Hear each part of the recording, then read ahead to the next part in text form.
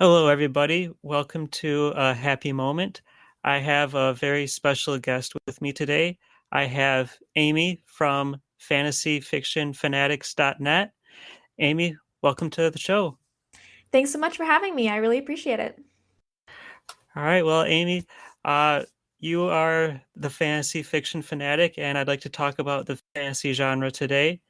Um, Specifically about, well, let's start with what got you started in fantasy. What is it that interests you in it? It's a little bit of a hard question for me because fantasy has been in my life like my entire life. I grew up with my parents really liking fantasy, and they've really passed that love on to me. When I was really little, my mom read me the Harry Potter series, as well as the Dragonlance series when I was in middle school. So I think my love of fantasy really started there. And I really love it because it's so amazing what your imagination can create and all the cool things that I wish we could have in this real world.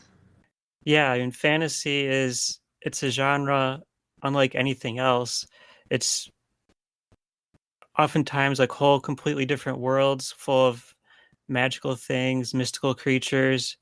There's nothing that really compares to it. I think it's pretty exciting myself. When I was growing up, I used to read Goosebumps books, and then in sixth grade, there was a school project where we had to write a little story and draw a picture based on a book that we are reading, and it was a group project.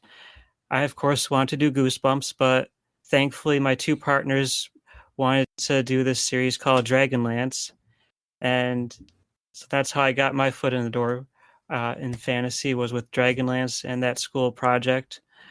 And that's also how I found you on your YouTube channel. I was searching for Dragonlance, and there you are.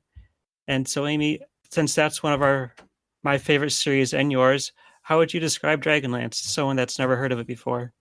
Well, I guess the way I always think about Dragonlance is that it is a very traditional fantasy. And what I mean by that is I think that most people are commonly aware of like Lord of the Rings. Even if they haven't watched it, they kind of know the concepts like, okay, there's elves and there's dwarves and stuff like that and dragons. And I mostly relate it to that because that's kind of the elements that Dragonlance has. It's a typical adventure. It has those different kinds of beings in it, and there's dragons and there's magic, and it's a big good against evil kind of story. I've heard Dragonlance kind of considered as like a more of a modern day Lord of the Rings. Would you agree with that? I would agree with that, though I think that it's funny to think about it that way, considering Dragonlance is not really super modern at this time. Right. It's not a very recently written book, but it does definitely hold up writing style to where it doesn't seem like it's an old written book. Yeah. And for those that aren't familiar with Dragonlance, Dragonlance has close to, oh, I don't know, 200 books by this point. Uh, but the one that I started with, and I think the one that most people start with, is The Dragons of Autumn Twilight. That's a good starting point for anyone that hasn't read any Dragonlance before. Would you agree with that? 100%. I don't really know of anywhere else that you would start. I think that's usually the traditional first book, as far as I know. Yeah. Yeah, it's part of the Chronicles trilogy, and basically that's like the central storyline for Dragonlance. Everything else is kind of offshoots of that. Like it takes a part of a something that was talked about in the Chronicles trilogy, and like a character, and it'll make its own trilogy, and this kind of like branches off from there on various timelines. But it's very exciting. I enjoy it a lot. It has dragons, obviously.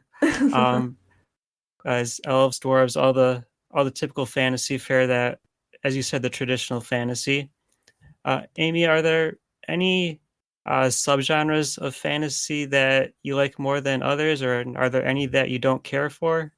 I can't really say that there's any that I don't care for, at least at this point.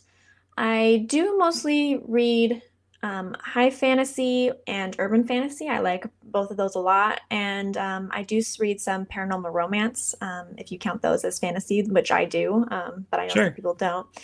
But for the most part, the high fantasy and the urban fantasy, I know that technically you have like dark fantasy and there's like epic fantasy and there's these other variations of titles for those, but I kind of just lump it all together with high fantasy versus urban fantasy. I know for the longest time I always avoided urban fantasy just because I had this belief that, well, fantasy, it's supposed to be like a completely different world from ours. Like I don't want to read something that's set in our own world.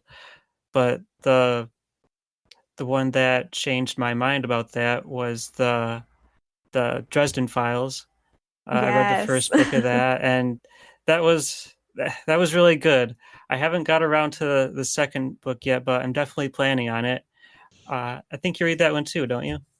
Yes, Jim Butcher is my favorite author. I don't know if you've read his high fantasy series because he has both, but I started originally finding him as an author from his Dresden Files as well. That's his more popular series, and it is excellent. I've read all of them. How many of those are there? Like about a dozen? More than that, I think the one that just came out was number 18. Oh, okay. Yeah, I so was I there's a was lot. pleasantly surprised by it. Yeah, yeah, it really surprised me. It's one of the things I've been trying to do the last couple of years is branch out my reading and try and experience more than what I was reading before. I don't think it's What good to about be it too originally? narrow. What about it originally made it so you didn't want to try urban fantasy just because it was in our world?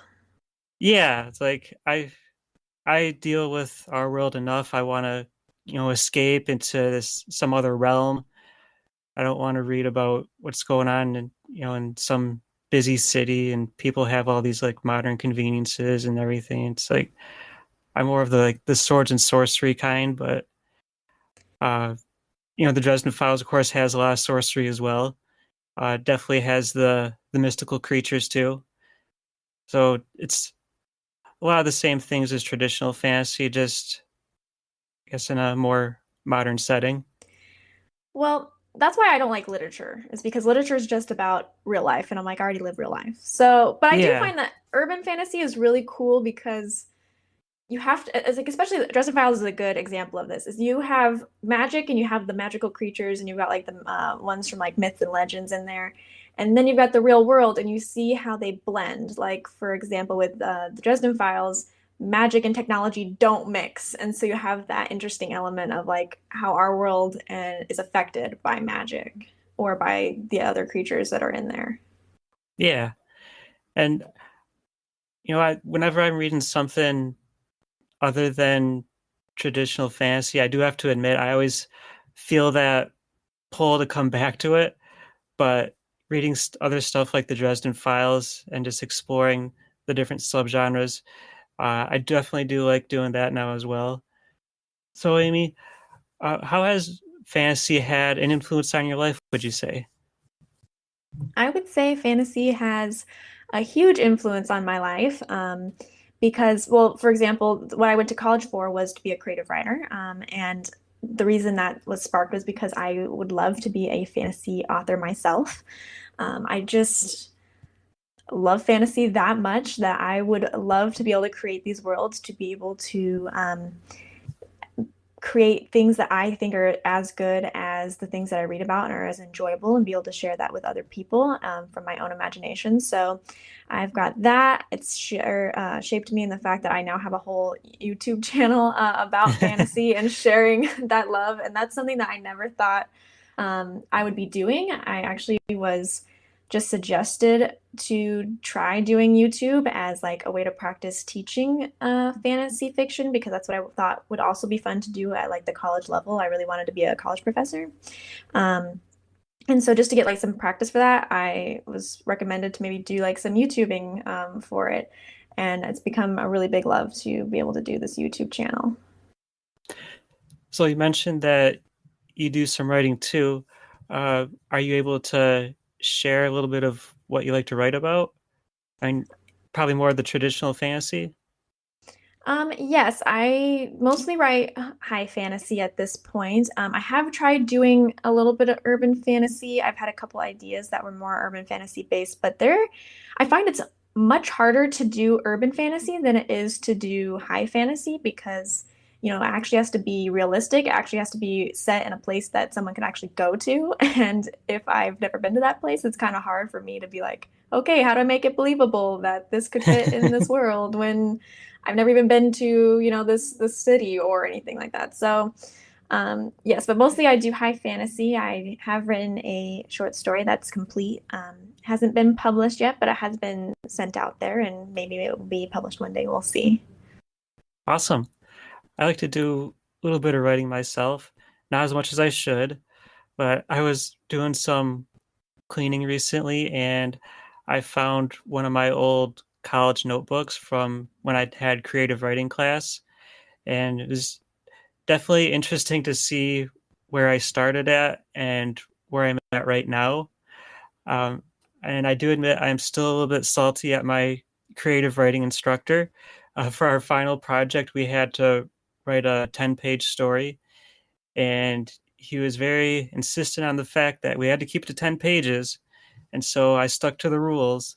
There were a bunch of other people who went over that limit and they got off scot-free. So I feel like That's I the should have just kept worst. writing. I know. It's like I That's really the wanted to keep worst. writing. But Man, and 10 pages for a creative writing work is so short. I know. Like at first it seemed like, man, 10 pages, how am I going to fill that? But once I started writing, the words just kept coming out. I kept coming up with new ideas, and pretty soon I had like close to 20 pages and I had to cut half of it. But I can always work on it because I still have that story now. That actually happened to me with the short story that I mentioned was that originally it was like 18, 19 pages, something like that. And if you want to get it published in a magazine, it's by word count. And a lot of magazines don't let you publish as many words as I had for that. So then I had to cut like a whole bunch of stuff I thought was pretty cool out to try Mm, and trim it down to be short enough that most magazines would accept my submission. So that was so annoying.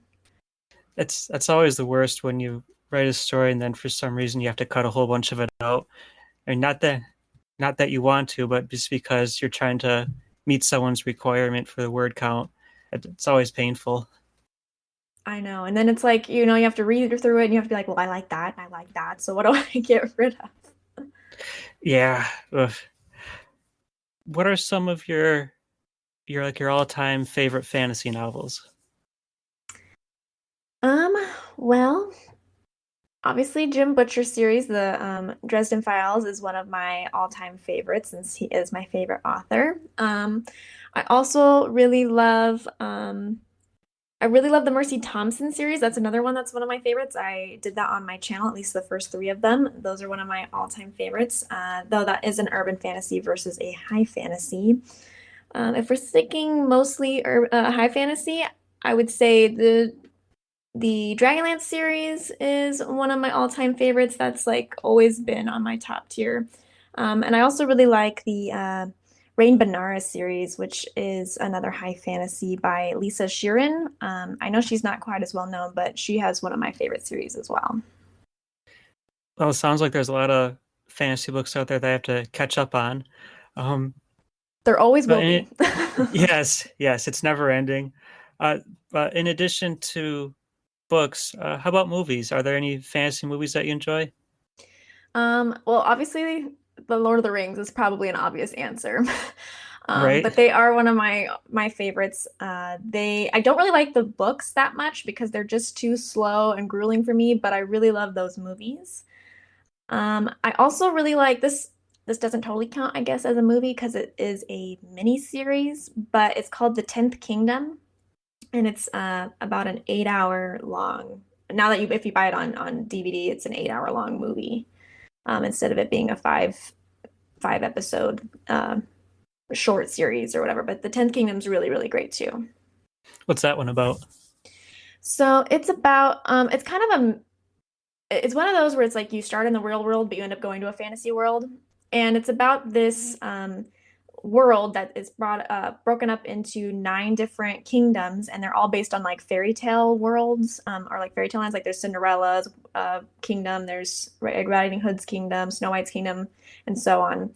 And this evil stepmother of the current prince of the one of the kingdoms turns him into a dog and is trying to take over his kingdom, and he ends up coming into our world as a dog and kind of carrying over these two people from our world into their world, and they're trying to end up on this journey that ends up kind of going through this kingdom, this set of kingdoms and everything. Sounds interesting. Might have to check that one out. I definitely highly recommend it. It's super good. Yeah. Uh, have you watched Game of Thrones at all? Yes, Game of Thrones is excellent. Have you finished it? Yes, I have. Though I don't hate the ending as much as I think most people do. So I have a question for you, and might be some Game of Thrones spoilers here, but so I watched probably the first 5, maybe 6 seasons, and I don't see myself finishing it anytime soon. Can you tell me how it ends? What? You're not gonna finish it? Yeah, it's been a few years at least since I've watched any of it, and I don't know. It doesn't just suck you in? No, I mean, I was enjoying it quite a bit for a while, but it's taken this long so I just don't think I'll be getting around to it anytime soon. Like, I don't have time for that. Gotcha. Well, Because that's kind of sad. yeah, But I know, but I just really want to know how it ends because I've been listening to people talking about how they didn't like it now and like they ruined it in the last season. So I just want to know what you think. so do you actually know how it ends at all, or do you want me to actually like tell you what the ending is? Tell me what the ending is. I don't know. Okay, so in the end, Daenerys almost, well, basically she is winning on taking over the throne, but then she kind of goes crazy, and after she takes down Cersei's whole like the whole area around Cersei and stuff like that, she is killed by Jon Snow because she's gone crazy. And they basically have now they decide that there's going to be a council instead of one person leading the the kingdom. And this is right after they like basically banded together and destroyed the Ice Walkers or whatever. So Arya kills the paid dude. They're gone. They all disappear, and then that's when this happens with Daenerys taking over, getting killed, and then they make this council, and Bran is the head of the council. And Jon Snow ends up going back to the Wall, and his sisters kind of go on their own adventures, and that's basically the end. Oh. Why does Daenerys go crazy? That I think is one of the things that they could have done better. I see there are faults in the last season. I think that they should have made it a bit longer of a season in order to portray this, but they're kind of making it seem like she just has all these things that are happening to her that kind of pile up. Like her main handmaiden that she's been with for forever gets killed, and she's got like these other just people that are close to her that are kind of like been killed off and or betrayed her. And so then she just kind of ends up going crazy by just being like, okay, I just want to destroy everybody. And then because of her father or whatever being the crazy king, they're like, okay, she's just gone mad, and realizes that she has to just go.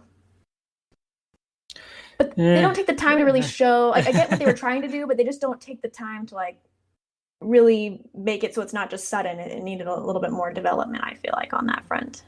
One of the things that a friend told me is that he was disappointed with the way that the storyline with Jaime Lannister turned out. What happened there?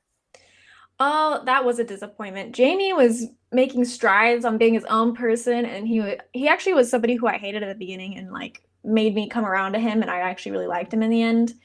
And do you know Bree, the woman soldier knight lady, Yeah. like the really tall one? Yes, became like romantically involved with her, and I kind of fell in love with her. But then at the end, when he realized that Cersei was basically going to be killed, he went back to her at the end and died with her.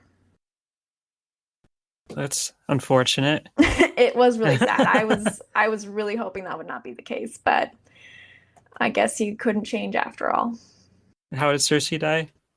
Cersei dies in her own castle, like everything's falling around and they're trying to get out and they end up getting blocked in and the roof collapses on them. Ah, I feel like that was too good of a death for her. She should have had something more horrible happen after all she did. She went down with her kingdom, I guess. She went down with the ship. Does Tyrion make it to the end? Yes, he is a part of the council at the end that's made for the kingdom. So he ends up making it to the end. He's amazing. So I was very happy about that. Good, good. Okay, last Game of Thrones question. Sure. So one storyline that I didn't care for is because I didn't find it very interesting. Uh, I'm drawing a blank on his name now. He was on the wall with Jon Snow, and he at some point they got separated, and he kind of went on and was doing his own thing. He was kind of a wimpy guy, not Sam? very heroic. Yeah, Sam, that's it. What happened with Sam? Sam ends up making it through to the end too. I would say I'm trying to think if there's like anything crazy that happens with him. I mean, he ends up I think he ends up being part of the council that's at the end too, or he's part of like one of the record keepers or something. But don't quote me on that. I'll admit that I don't totally remember where Sam ended up. I remember it not being obviously very exciting or crazy. I think he ends up being, Okay. yeah, just the same thing he was doing. All right. Well, thank you for the info because like I said, I probably wouldn't get around to it for another few years at least. So now I don't have to wonder. um, Well, hopefully you can still watch it if you find time and can enjoy the experience of watching it, if that is something that yeah, you enjoyed. yeah. So, Amy, are there any upcoming books that might have your interest? Um, well, I really was excited for that whenever the Forever Sea is gonna come out. I don't see it coming out this year, but hopefully it'll come out next year. That was by Joshua Philip Johnson, I think was the author's name. That was a one that I read last year for a review, and that was excellent. That I really enjoyed. A high fantasy. And then this year, there's one that's coming out. That's let me trying to think of what the new title is. I know it's by H.M. Long. Let's see if I can quickly pull up what the title is. I wasn't prepared. Okay, here we go. It's called the Hall of Smoke series, and it's really good if you like really interesting mythologies because that's all that this story is about a really complex mythology and this woman who is kind of fallen into the mix of these different gods fighting with each other. And so the new one that came out just earlier this month, I believe, is called Temple of No God by H.M. Long. And so I'm really excited to read that one because I really enjoyed the first one. Cool. And of course, something that I'm looking forward to is the new Dragonlance trilogy. Well, of course, I Uh, have that on pre-order. yes, yes. Is it available for pre-order already? For Kindle, I know for sure. I don't know if Oh, the hard copy is or not. what do they have as the release date? August 8th, I believe. Ah, okay. I'll have to keep an eye on that. So, Margaret Weiss, Tracy Hickman, those are the originals of the Dragonlance series, and they're going to be the authors of this one as well. Uh, what kind of expectations do you have for it? Well, I read the synopsis, and so it does look like we're going to have our original cast back from the original Chronicles trilogy, which is really exciting. They have, of course, they're going to be my favorite characters, even though I do enjoy the other series and stuff like that. But you can't beat the original cast. But it is also going to bring in some new people, so I think it will be good because they always create good stories. The only thing I'm going to be interested in to see is how they tie it in with like the plot line. Like, is this going to be after twins, or exactly how they're going to fit that in? Yeah, I was kind of wondering that too, and I suppose part of me was maybe a little bit bummed out that they're not going to, I guess, continue the main storyline that happened after the War of Souls trilogy. Because the we kind of already know how the story plays out for the characters that they're going back to, and it's going to feel kind of weird to revisit them, I guess. But I am glad that they are going to inject some new characters in there as well. It'll be interesting to see how it turns out. I'm excited for it. That's true. We do kind of know how it turns out, but we didn't really after the. I felt like after the Chronicles and the Test of the Twins, we don't really know. It wasn't really focused on them. Like we know like what happens with them, but we didn't really get in depth into their lives. So I think it will be interesting to see how this plays out. I do know it has, based on the synopsis, that it has time travel again in it. So I don't know if that will mean that they're kind of like rebooting a little bit of what would happen by changing time or not. But we'll guess we'll find out. Yeah, looking forward to it. Gonna circle that on my calendar and place my pre-order.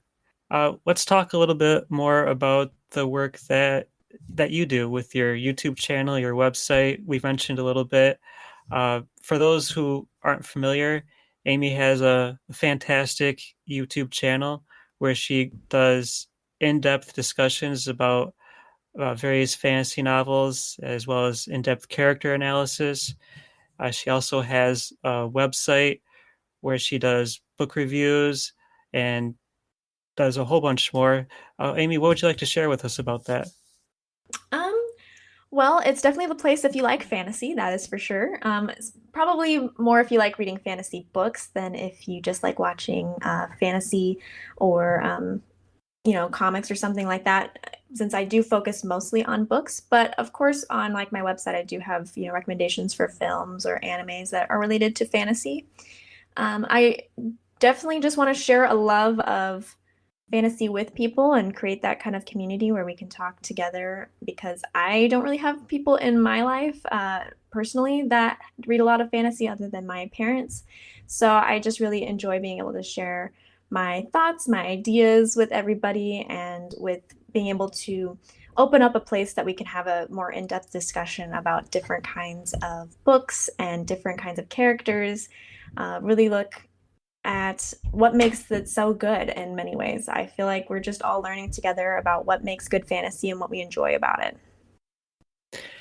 Do you see fantasy evolving in any way in the future? I definitely feel like even now a little bit we kind of see this evolution is that you kind of we're seeing sci-fi and we're seeing fantasy kind of mixed together. Even with the book series that I'm doing right now, the Locked Tomb series, it has the mix of that sci-fi and that um, fantasy elements. And so I do think as we progress into the future that that might come a lot more into play. I'm not sure if that will be the case or not, but I feel like that might be the case where fantasy and sci-fi become more of a mixed genre or maybe even considered the same genre, since I do know some people do kind of see sci-fi and fantasy as a type of fantasy. The Locked Tomb, definitely an interesting series. I would say not very conventional at all, but it's a lot of fun. It has one of my favorite all-time fantasy characters, or characters in any book, of course, Gideon the Ninth. She is. How would you describe Gideon? Gideon, I will admit, is like one of the characters that I really love because she's a snarky character, and I always love snarky characters are who they're not necessarily the most powerful people, but they really do have the heart and the soul, and that they will make it happen no matter what, even if they are the underdog. Yeah, she's definitely very snarky. She's got quite an attitude, and that's one of the things I love about her. And so I was reading on Goodreads that apparently now there's four books. Have you heard that? Yeah, I did notice that they changed it to being four books instead of three. And the third one is called Nona the Ninth, which Nona is part of the last name of Harrow Harknauntagesimus. She's the That's the second book in the series, Harrow the Ninth. So it'll be interesting to see what happens there. But it's definitely a strange series. If anyone is looking to read something that's a little bit different, a little bit out there, I'd say definitely give that a try. Um, Especially the second book. The second book, where it's written in second person, is very, very unique. I have never seen a full length novel written in second person before until now. yeah, it's definitely unique, and I think that's the only instance of second person point of view that I've come across in any book. It takes a little bit of getting used to, doesn't it? It definitely does, especially because you have some of the chapters that are kind of looking at the past that are in third person, and then you have to switch back to second person. It can be very confusing. Mm-hmm. So, Amy, have you ever gotten involved in any tabletop gaming like Dungeons and Dragons? Not necessarily tabletop gaming in that sense. I really love board games and card games, but as far as like Dungeons and Dragons or like Warhammer or those kind of tabletop games, I haven't done too much of. When I was younger, I would try and play with my brother, and I would usually just do whatever he told me to do because I didn't really understand what was happening. But that was like my whole experience, I think, with tabletop gaming. I've played a few of them, and I definitely miss those days where I could go to a friend's house and we could play for 6, 7 hours at a time. Definitely good times. But the friends that got me involved in Dragonlance back in sixth grade, they also played Dungeons and Dragons, and I was going to play with them then, but it just never worked out. So I had to wait another 10 years or so before I had my first chance at it. But it's a lot of fun. Definitely recommend it if you ever have the chance to. One thing I do want to try at some point is LARPing, live action role playing. I think that'd be a lot of fun. Just running around in the woods with a sword and shouting out spells. Would you ever give that a try? I definitely would, but I do think it would have to be people who I'm like I know like would be my friends and like comfortable with. I don't know if I could do that with like a bunch of strangers, but I would definitely enjoy doing that. I think that would be very fun. Yes. Yes. All right. Well, Amy, is there anything else that you'd like to mention about fantasy today? I don't think I have anything else other than what you've thought of. I really appreciate you coming on and asking me to join you today. Uh, thank you for joining me. It's definitely fun, and you can find Amy on YouTube. Search for Fantasy Fiction Fanatics. Her website is fantasyfictionfanatics.net, and she also has a Discord channel as well, where you can find her and talk about fantasy and a variety of other topics. So, Amy, thank you very much, and hope to chat with you soon. Thanks so much. I'd be happy to chat with you again soon too. All right, thank you. Thanks to everybody for joining me today. We'll see you next time.